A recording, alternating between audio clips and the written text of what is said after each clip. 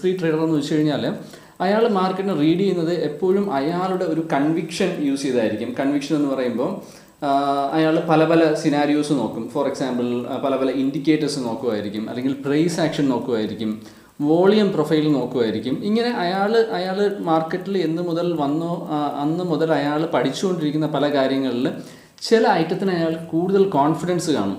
ഇപ്പോൾ CP indicator ചിലർക്ക് ഒത്തിരി ഇഷ്ടമാണ്, ചിലർക്ക് വെയ്റ്റഡ് മൂവിങ് ആവറേജ് പ്രൈസുമായിട്ടുള്ള കോറിലേഷൻ വെച്ചായിരിക്കും, ചിലർ വോളിയവും പ്രൈസും തമ്മിലുള്ള കോറിലേഷൻ വെച്ചായിരിക്കും ചെയ്യുക. ഇങ്ങനെ അയാൾക്കൊരു കോൺഫിഡൻസ് ആയിട്ടുള്ള കുറേ കാര്യങ്ങളുണ്ടായിരിക്കും.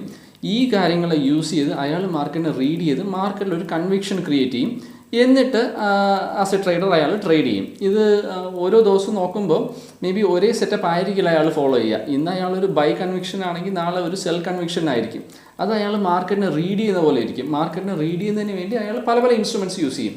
പക്ഷേ അങ്ങനെയുള്ളൊരു ട്രേഡേഴ്സ് വളരെ ഇൻട്രസ്റ്റിംഗ് ആയിട്ടുള്ളൊരു ട്രേഡിംഗ് മെത്തേഡാണ്. എനിക്കും വളരെ ഇൻട്രസ്റ്റിംഗ് ആയിട്ടുള്ളൊരു ട്രേഡിംഗ് മെത്തേഡാണത്. കാരണം ആസ് എ ട്രേഡർ നമ്മൾ ഓരോ ദിവസവും ഇമ്പ്രൂവ് ചെയ്തുകൊണ്ടിരിക്കുകയായിരിക്കും.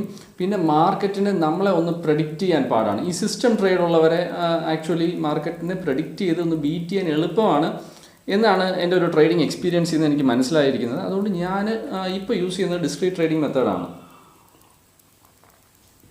അപ്പോൾ ഡിസ്ക്രീറ്റ് ആയിട്ടുള്ളൊരു ട്രേഡറിൻ്റെ സക്സസ് എപ്പോഴും ആ ട്രേഡറിൻ്റെ കപ്പാസിറ്റി പോലെ ഇരിക്കും. അയാൾ എത്ര ബ്യൂട്ടിഫുള്ളായിട്ട് മാർക്കറ്റിനെ വാച്ച് ചെയ്യുന്നു അല്ലെങ്കിൽ മാർക്കറ്റിനെ റീഡ് ചെയ്യുന്നു എന്നുള്ളതിൻ്റെ ബേസിലിരിക്കും. അപ്പോൾ ആസ് എ ട്രേഡർ നമ്മൾ എത്രത്തോളം പ്രോഗ്രസ് ചെയ്യുന്നു, ആ പ്രോഗ്രസ്സിങ്ങിനനുസരിച്ച് ഒരു ഡിസ്ക്രീറ്റ് ട്രേഡറിൻ്റെ പ്രോബബിലിറ്റി, റിസ്ക് റിവാർഡ്, അയാളുടെ വിന്നിങ് റേറ്റ് എല്ലാം ഇൻക്രീസ് ആവും.